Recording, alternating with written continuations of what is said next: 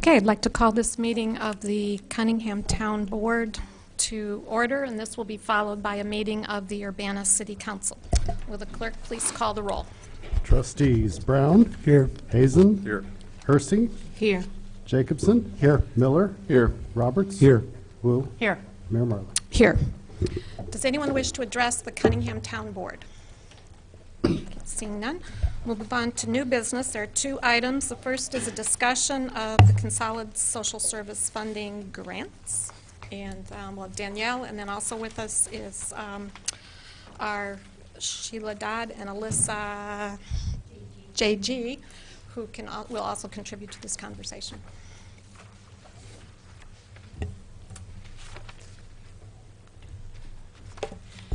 Thank you. Good evening. And thank you for scheduling a town board meeting on an interim basis.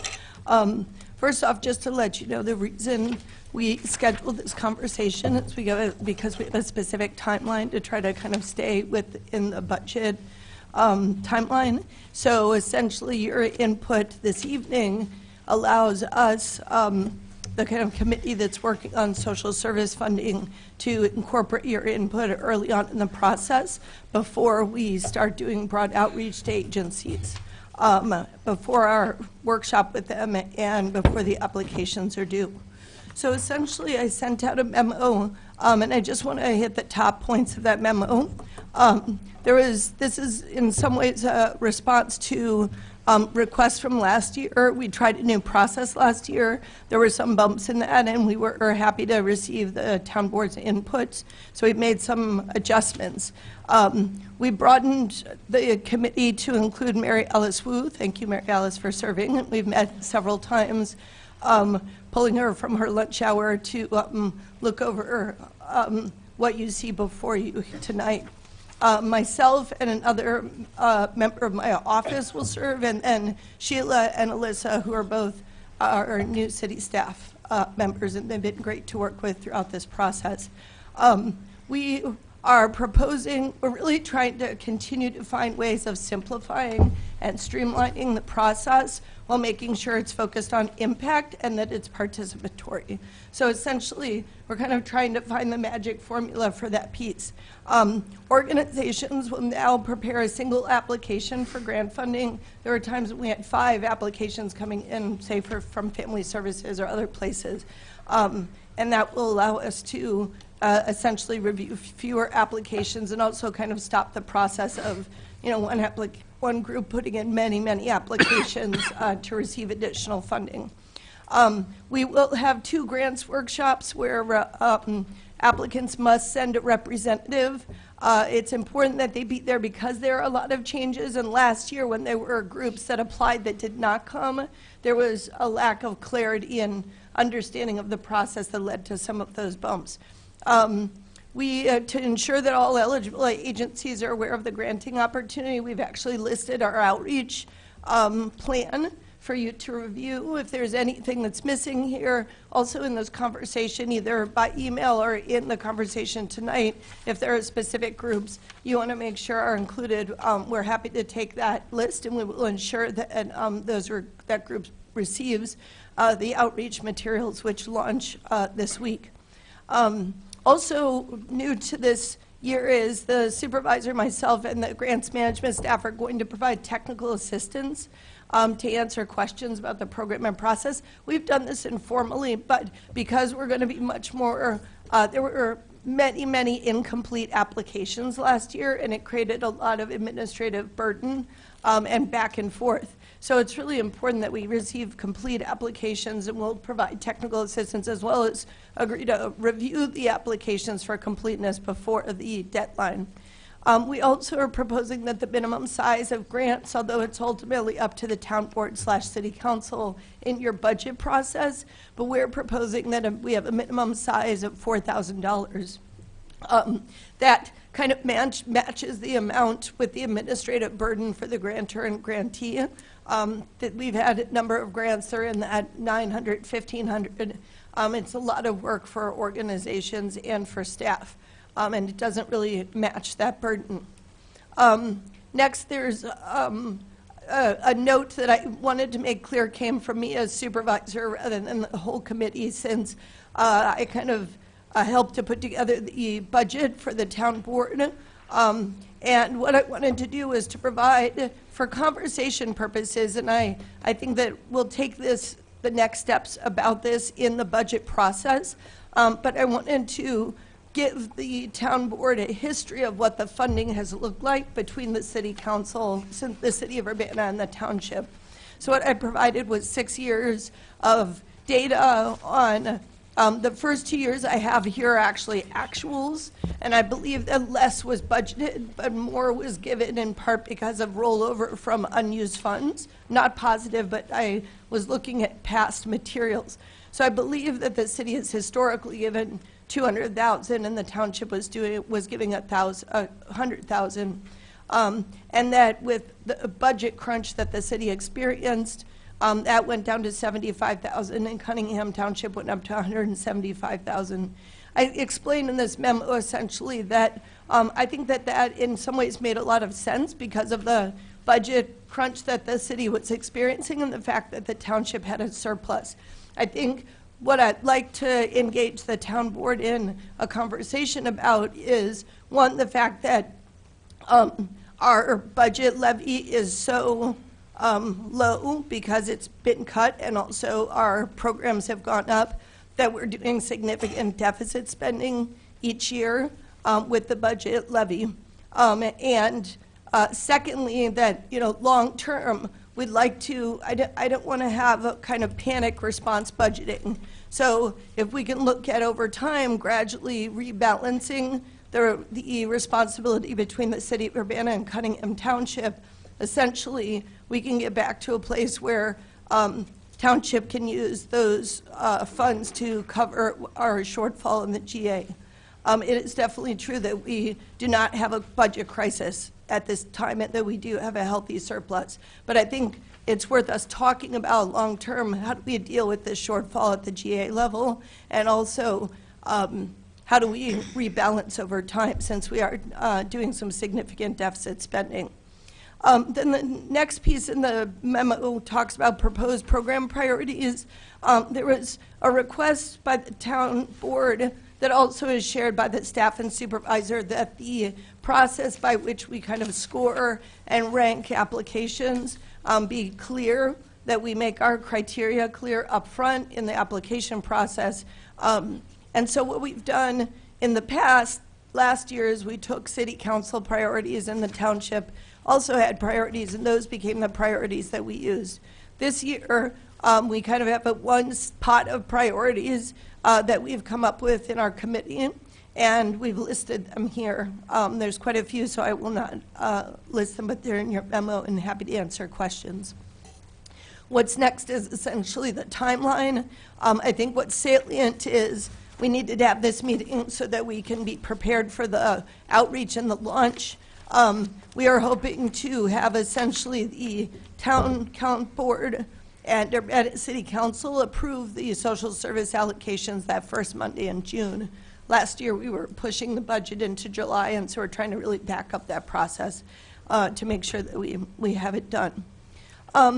You can see the outreach proposal here, the distribution list. It will go to every workshop attendee from last year, plus it will go through all of these different emails, and we'll be working with the local press to send out PSAs. We'll also be posting to UPTV, the city's website, and anyone who communicates with us is receiving information. So we just wanted to check and see if you had anything you wanted to add, Sheila or Alyssa. Okay. Any questions about the application or suggestions about the application itself? Is that a... No? Okay. Jared? Are we gonna see the application itself at some point prior to it going out for this process? Yeah, I sent it to you, and it's also on the city council website. I mean, the town board website. It was sent out, the link to it on Thursday. Okay, so you that's have your a current copy. draft. That is the current application. That is, unless there's revisions, that's what's launching tomorrow. Okay, I thank mean, you. excuse me, that's what we're launching at the workshop on the 28th. Okay, thank you. Any other questions? Sharice? Because, well, what I noticed on the application process, so the applications have to be in by the 28th, or the workshops start on? So the workshop starts on the 28th. There's a second workshop in the evening for mostly volunteer organizations on March 7th. You just have to go to one. Then there's technical assistance. We have about, I think it's a total of 5 weeks before the applications are due. Last year it was 4 weeks. And they're due April 8th at 4 p.m. To Alyssa's email. And they're due electronically. Okay, do electronically. And also, just so you know, Alyssa and Sheila are going to send to all the town board members the outreach document. So you should feel free to send that with all of this information to anyone in your contacts, any social service agencies you work with. All that information, including the timeline, will be there. But I'm also happy to answer your questions. I just wanted you to know you'll have that. Okay, so what I wanted to know, because I have been approached by someone in my ward, if they've never, because I was looking at what the requirements were, all the documents and stuff, what if they've never actually applied for any kind of assistance? How do they, go, is that what the workshop will cover, how they go about getting those documents? And Absolutely. Yeah, Okay. we have new applicants every year. I can't remember a year where there wasn't, some new agency that was interested in applying, and so we certainly want to, hear from all agencies, and we'll consider. I will say in the past, we do look at capacity, fitness to manage grants. These are some of the criteria that we look at, but that doesn't mean a new agency shouldn't apply, and we have funded new agencies in the past. Okay, thank you. Any other questions? Jared? One other one, I know we had talked about scoring quite a bit. Did I miss an outline to that process, or have we not talked about what you guys actually decided on how we're going to do scoring? So if you look at, we're calling it proposed program priorities, it's page 2. And essentially, these are the priorities that are going to be used in the scoring process, and then would also be considered by you during the final allocations. So our check today, essentially what we're asking for is there something missing from this list? Do you have any questions about that list? Is there something we need to clarify before we launch this with the applications? Is it like a point system based on each one of these categories, or are they weighted? How is the scoring actually happening? Well, so we're developing a scoring tool. Matt developed a tool last year. We're updating that tool. We just had a conversation about it. There will be a point process, but we discussed, is it numbers, is it percentages? What does that look like? We're still working out that process as a committee. Any other questions? Mary Alice? I just want to point out, because I had brought up the question in committee about the $4,000 limit baseline, and I think that there was only one group last year that wouldn't have reached that. Is that? Can you correct me if I'm wrong, Danielle? I think it's. I should have them. Well, if it's by agency, right? It's not by program within the agency. So there were a whole bunch of smaller ones, but it was one single agency, so they would have still. Yeah, that's correct. I think it was the Daily Soup Bread Kitchen was the one that was like 35. Yeah, there was also Urbana Park District, That's right. Daily Bread Soup Kitchen, Wesley Food Pantry. Wesley Food Pantry is 3,600, very close to 4,000. Champaign Yeah, County CASA also was below that amount, and that was 2,500. So that was just a conversation that we had in terms of, is that the floor that we want? And I thought I'd pose it to the rest of the town board to ask them what their thoughts were on that. Jared? How did you guys reach 4,000? We essentially looked at what folks were funded last year. We also considered the administrative burden of applying, because just, most of these groups, I think very few actually applied for that amount. They usually applied for more. So they're putting in a certain amount of grants in management and writing investment. And so they're not necessarily going to say no to a smaller amount of money, but it creates an administrative burden for them. So, we're trying to find that sweet spot where we essentially can keep spreading the money around, but we're not creating administrative burden for them or us. Well, I imagine we're not making any sort of official resolution on it anyway, so if it turns out that it's not ideal, we can adjust it again next budgetary year. Yes, for next budgetary year, I mean, essentially, we're making tweaks, and it's a iterative process, so we should look at how that process went and continue to improve it. It would be the case if you pick this, is that if you look at the application, it says that applicants should not request less than $4,000, but that's the lowest amount they should request. And I know we had talked one other thing about priorities, and it's kind of covered in one of them, but I know that we had talked about having measures for success based on how much we're funding versus how much they're able to utilize it towards the benefit of the folks we're trying to help. And I suppose that's kind of in sustainability of program and organization, but I didn't see that specifically listed as a priority for scoring. And I think that that's something that we should have in there is, did you utilize these funds well last year? Because if you didn't, then, maybe you should be knocked on it the next time you apply. Just so I understand your comment, so we did talk a lot about programs operating at capacity. We saw a number of applicants last year. It was a handful where they had a certain amount of capacity, but the numbers that they were serving, in some cases, were only 50% of that capacity. And so then we asked the question, well, if you're only, you have staff that could serve 100 people and you're only serving 50, why do you need money from us? That's the short version of the story. And so we give points for a program that's operating at least 85% capacity. So we don't expect everyone to be at 100 because that can be running too hot, so to speak, with your programs, but there should be a good use of the existing infrastructure before you're asking for additional money.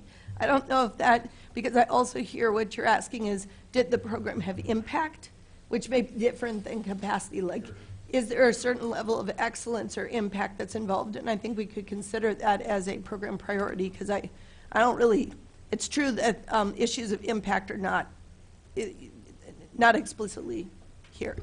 Yeah, I think that was the only one that I saw missing out of that list. I think it's a really strong scoring list, and I think it'll give us a really good picture on each application, but that was the one thing we had talked about that I didn't see on there. Okay. Thank you. Another input from Mary Alice on that question? Oh. Nope? Okay. No. Eric? Oh, so just so I'm completely clear, or we're completely clear, the minimum amount for which people may apply is $4,000, but it could be possible that somebody who applied for $4,000 would receive a grant that was smaller than that. Is that correct? That's essentially the budgetary authority of the town board and the city council. Okay. What we are advising as a committee at this point is that we make a floor of $4,000, but ultimately your decision will be made in the budget process. Now, if you don't want to set that floor, I would prefer not to set that expectation with applicants. Or if you think it should be lower, I'd rather let them know, because we're going to be communicating to them kind of what we consider the floor to be. Well, I'm just trying to understand if there's one floor or two floors. I get that there's a floor for how much they can ask for. What I'm not completely clear on is that the same floor that's the minimum that they can be granted, or could a grant be made for a smaller amount? Our recommendation is that there's one floor and it's $4,000, that you don't ask for less, nor do we get out less. That's our recommendation. I guess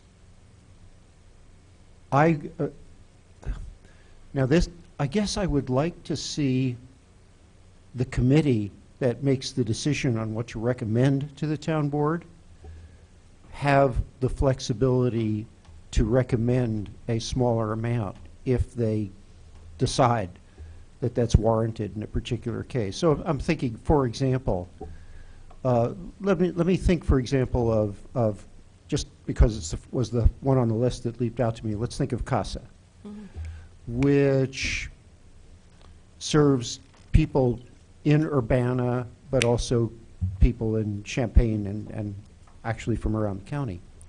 So I could imagine a situation where, yeah, I guess I could imagine a situation where a smaller grant to them might make sense based on the, let's say, the fraction of their clientele, the fraction of the people they help who are from Urbana. So I'd hate to see them shut out. I mean, that sounds to me, I'm just picking on them, but any other worthy organization, I'd hate to see them shut out on what seems like a technicality rather than an actual substantive issue. Yeah, I think the question is just, say somebody is paid, you know, $40 an hour to administer grants.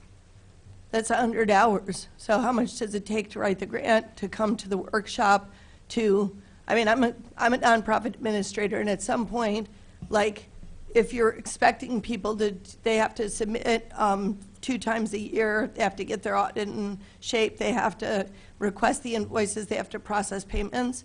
So essentially, at some point, it just doesn't make, it costs as much to write the grant and administer the grants as the grant is itself. And so whatever that amount is, I think it is not doing organizations a service to provide grants for less than that. But, I mean, I'm sure that if they've gone through the work of submitting the proposal, that they would rather get $3,000 than nothing. And it's really their call, maybe the next time around. Oh, was it really worth jumping through all those hoops for $3,000? So I guess I'd like to see, you know, you give yourself, those of you who are going to make the recommendation to us, give yourself the flexibility to award a smaller amount, even though somebody has asked for the $4,000 or more. If that's the will of the town board, I think we're very comfortable with that. And maybe a straw poll rather than a lot of conversations in order, but that's just a process suggestion. Any other comment on that, Jerry? Well, perhaps, Eric, we could add it to the scoring system, that you just score less on your application if you have a smaller grant amount than if you're asking for more, for effectiveness of dollars. We have a question of balance of program expenses versus administrative expenses.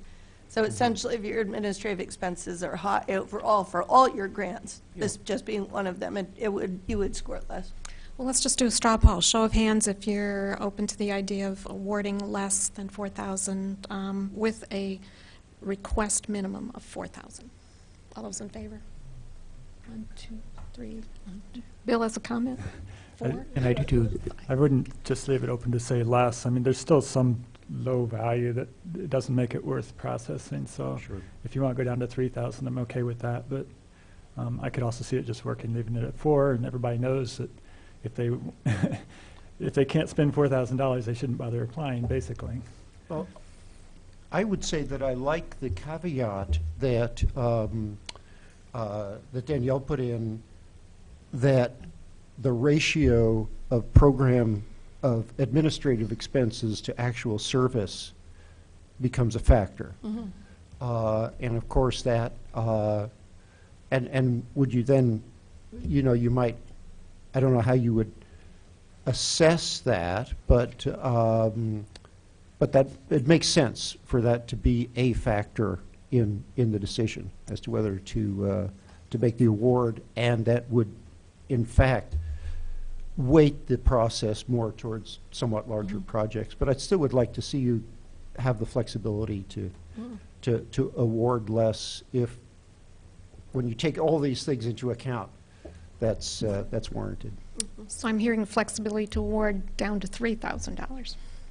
Dennis, did you have something different to add? Different question about it. But I think 3,000 could be a useful benchmark. Is there a general sense that the town board would like to reduce it to 3,000? I'm fine with that. I just feel like Yeah. there should be a ceiling. Yeah, but keep the, but I mean, totally in favor of keeping the. floor. Not a ceiling, sorry. But- Although there is that, it's called the budget. Yeah, right, yeah. Yeah, I mean, I'm totally in favor of telling them they have to ask for at least 4. That's, I have no problem with that. I'm just saying that you ought to have the flexibility, if, when you balance everything out, you could give, let's say, only 3. Okay. Ask for a minimum of 4, you can award down to 3. How's that sound? How's that sound? Okay, Great. fine. Let's move Okay, forward. sounds like you have direction on that. Thank you, appreciate that. All right. One more Any other- question. Dennis? All right, so I wanted to also comment about, I was asking, I guess I want to ask about the preference to supply funds to people who are actually providing services rather than covering administrative costs. What's the value, what's greater value to the community? Is that actual services, or is it covering administrative costs, or are they the same because you have people who are employed who are providing the services? So I think I understand your question. One bit of information is our grant is different than a lot of grants in that it's not it supports the organization, and it can go to staffing, administrative costs, et cetera. Now it's tied to a program and impact, but a lot of grants actually, the money has to go to programmatic expenses. Many of the grantees use it to cover staff, and I think that's an important thing that we offer, that flexibility we offer. That said, when we look at, we are going to get information from their Attorney General report that shows what percentage of their overall expenses for the whole organization go to administration versus programs. We look at that big picture to see if, is it 50, 60% of administrative costs? I mean, the township was, I mean, we used to be almost 100% administrative costs. So this is considered unhealthy for an organization. So we look at that big picture, and we do rate people based on that. That said, they can use the money for an administrative expense such as staff expenses. But it would be useful if part of the grading system included preference for people who are like not putting all their money into the administrative pocket, but actually servicing the people in a realistic or tangible way. Yeah, so it provides tangible benefits, enhancing their material well-being, and we also have a look at that balance. And if we add the impact piece, then we're also looking at the impact of the programs. I guess I would argue that I feel like that's in the priorities, You but think it's that's a covered? useful comment. Okay. Any other suggestions? Okay. I did have one reminder to council members. You have a memo. I sent it out late this afternoon. You also have it in front of you regarding proposed funding levels for social service. I'll go to the, I won't go over the whole thing tonight, but I will go to the last page first, and that is I am planning to recommend in the proposed budget for fiscal year 20 maintaining our current level of funding, despite the fact that we're going to be reducing net expenditures by another $500,000 in the coming year. That follows the current year where we've reduced spending by about $500,000. I do think it's important to maintain our commitment to social services. I think things the town board can consider is exploring the option of increasing the levy to restore the general assistance funding to the levels that it was several years ago. There's a chart in the handout that shows that when the town board voted to reduce the levy 3 or 4 years ago now, it decreased by about $200,000 in GA assistance. So that made that's part of the reason you're seeing some shortfalls now. So I know haven't explored tax caps or anything like that, but that should be a possibility. And I'm looking at fund balances in town fund GA, and there's money there and a surplus, as you noted. So this year's shortfalls with shortfalls in the coming year, I would recommend covering with those balances. But we both agree this is a discussion that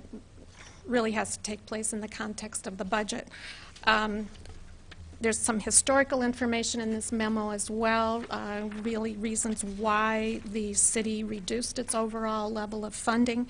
It came in the context of where we were borrowing money to pay our 911 MetCad bill. We were inadequately funding our pensions. We were spending our reserves, and the hospitals came off the tax rolls. So there was a series of real increasingly more serious financial challenges that we were facing. The other thing is this year, and as you know, we're addressing our structural budget deficit, which is going to be a multi-year process. The other thing we're facing this year, which puts increasing pressure on the general operating fund, is our expenses related to the hospital litigation. I did a quick addition today. To date, in fiscal year 19, we've spent about $80,000 on legal fees. We pay all of the paralegal fees, and we split the cost of the Fred Grosser's fee with the township. We expect expenditures to go back down to more normal levels, which is anywhere between $6,000 to $10,000 a month, but we have 4 more months in this fiscal year. And this case is going to continue at least through part of fiscal year 2020. In fact, I probably will be having to bring a budget amendment to the council shortly to help cover the legal fees for the remainder of this year. So some history there, and as I said, in 2014, the town board voted to decrease the tax levy on the recommendation of the prior supervisor, and it did reduce income by about $200,000 a year. The other thing that I think is worth a conversation for the town board is, I know in years past the surplus was being reserved to cover medical costs in the event, medical expenses in the event that there were changes in health care coverage for township clients, and I don't know what the status of that is at this point, but that's what those what some of that surplus was being accumulated for, so that's worth a discussion as well. But anyway, it's there. We'll be discussing this more, but I am very, very committed to at least maintaining the levels that we're at now, despite the continuing decreases in spending that we're making overall. Okay, next up on this is resolution number T 29. Oh, we don't need to do that, do we? Yeah, so I removed, Okay, that's gone. that resolution, and I just want to say I'd like to bring back to the town board discussion of the levy, so I can kind of, before we get into the budget process, I'd like to respond to some of the pieces, and I can bring data in terms of if we increase the levy, what your statutory authority is, what that would mean financially. You know, looking at the deficit spending at the GA level, we're deficit spending at $300,000 this year. So that would burn through our savings in 4 years. So just so that you can have some information so we can plan well together. I certainly appreciate that the city is committed to keeping at least at the level that the city has had in prior years. And I know that the city of Urbana is facing some significant challenges. I just want us to look at long-term and not, you know, be surprised in 4 years when the savings is gone, right? So I just want to engage in some planning together. I agree. I should say at least was a per choice of words. We are committed to that level of spending in this year's budget, or the fiscal year 2020. It's a ceiling, not a floor. Bill? Yeah, I remember when we reduced the levy, at the time, we knew that we could look back 3 years, I think, to see, and if you had reduced the levy the year before, you could go back to the highest of the last 3 years. So we might be outside that 3-year window now, so it'll be interesting to see what you find. But then I was a little confused not confused, but it was a little, it's hard to see exactly what our ongoing expenses were going to be last year, because we did do a lot of kind of one-time expenditures, like for capital, set aside for capital purposes, extra contributions to IMRF, things like that. So it'll be interesting once all that comes out to see, you know, how the budget is for this year. Yep. Yeah, the number I gave you is actually without the capital fund or IMRF spend down. But I can lay it all out so we can look specifically at this issue. Okay, thanks. Thank you. With no further business before the town board, this meeting is adjourned. Thank you.